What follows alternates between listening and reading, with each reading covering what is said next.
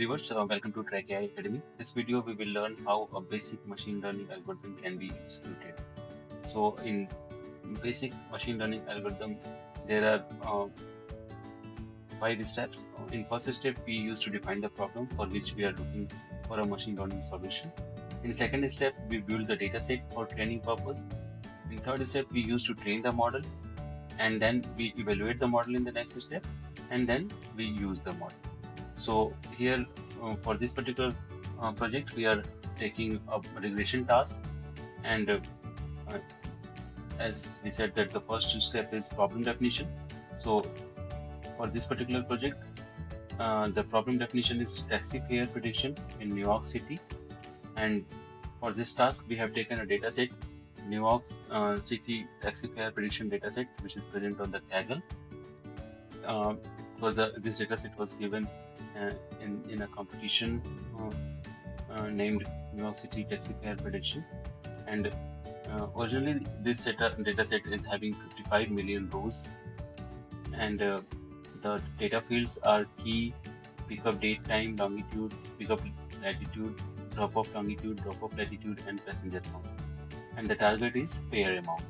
So this is the data set which we are taking here, but we will not use the whole data set. We are using, in our project, we are using only a fraction of data set to demonstrate the project. So let's see the structure of the data set in more detail. So this is the data set. Here key is there, fare amount is there, pickup date time is there, pickup longitude, latitude, drop-off longitude, latitude, and passenger count. So let's see the shape of the data set.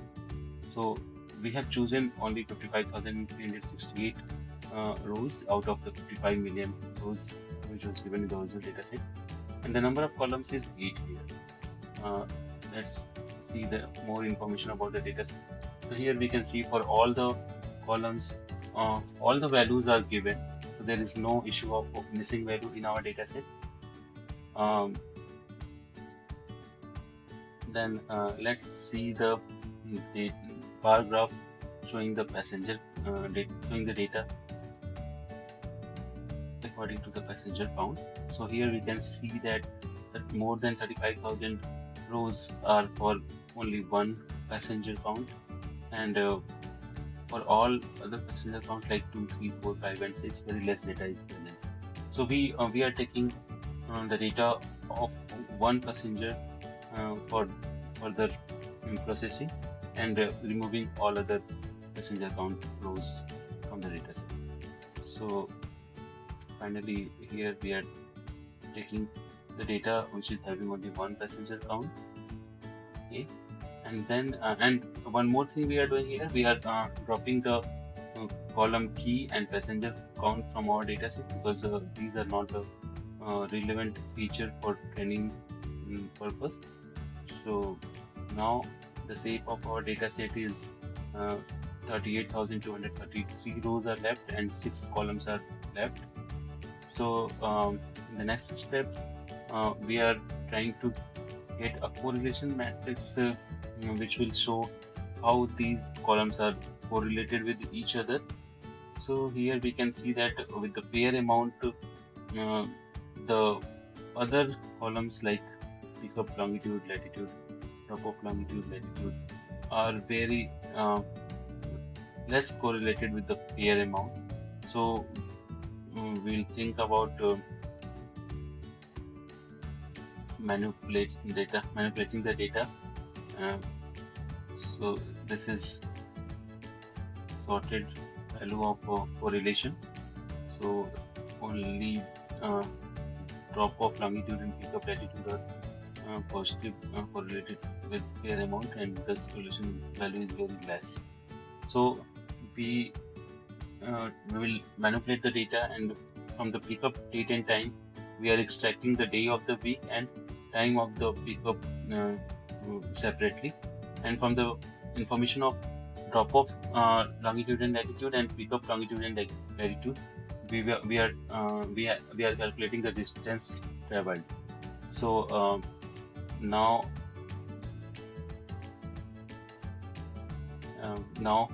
we are calculating other information from the given data set. And here we can see that the number of weeks we have got, number day of the week, pickup time, and distance traveled. So now we are removing the other columns like longitude, latitude information of pickup and drop off. And now the dataset is having these columns only: fare amount, day of the week, pickup time, and distance. So it seems a bit logical that these things are related to the fare amount. So now we again calculated the correlation, and we found that the distance is bit better correlated to the fare amount, and day of the week is also related with the fare amount. So it's an improvement in the correlation. And here again describe the data set. So here in description we can see that the maximum value of fare amount is 256 and the distance is 4,923. But the mean value of fare amount is $11 and mean value of distance is $12. So we can see that there is presence of anomalies in the data set. So to remove the anomalies, we are taking a fair amount of distance which is near to the mean distance of travel. So, and similarly for the fare amount also. So we are considering only distance between 1 and 10 miles and fare amount between 0 and $50. So and for rest other rows we have removed, and now we are having 23,298 rows and 4 columns. So now again we will evaluate the correlation matrix of fare amount with all other remaining columns. And here we can see that the distance feature is much more correlated with the fare amount. So it seems logical to train with this data. So now our training data set is ready. Now we will prepare the model for training purpose. So here we are taking a neural network model for training. So in this is the structure of the neural network model which we are taking for the training purpose. So yeah. So here we can see that in input layer there are 3 inputs we are giving: distance, day of the week, and time of the pickup. And so there are 3 neurons in the input layer. There are 2 hidden layers we are taking, each of size 512 neurons, and there will be 1 neuron in the output layer. So these are the information about our network which we are using for the training purpose. And so this is our neural network which we are taking for training purpose, and these are the number of parameters which we need to train. So now we will train the model. So for training purpose we are taking a validation split of 0.2, means 80% of the data will be used for training purpose and 20% of data will be used for the validation.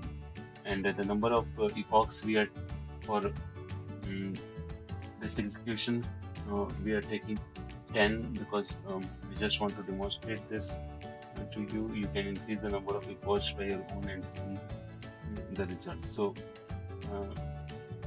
the training is going on for our model, and we can see that with each of the epoch the loss is decreasing, and mean absolute error is also decreasing. So now that all the 10 epochs completed. So now we will see how the training and validation mean absolute error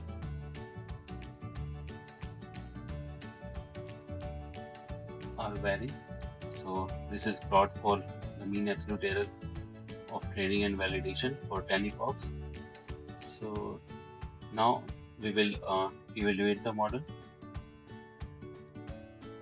So yeah, so we have evaluated here R2 score. So we are getting around 73% of accuracy in this model, and so our model is ready. Now we can use this model for the prediction of the taxi prices. So here we are giving input as a day of the week, time of the pickup, and distance traveled. So here the day of the week is 4, means it is Thursday, and 5 o'clock in the evening, and 2 miles distance we need to travel. So this model is giving the fare amount of $10.82 roughly, and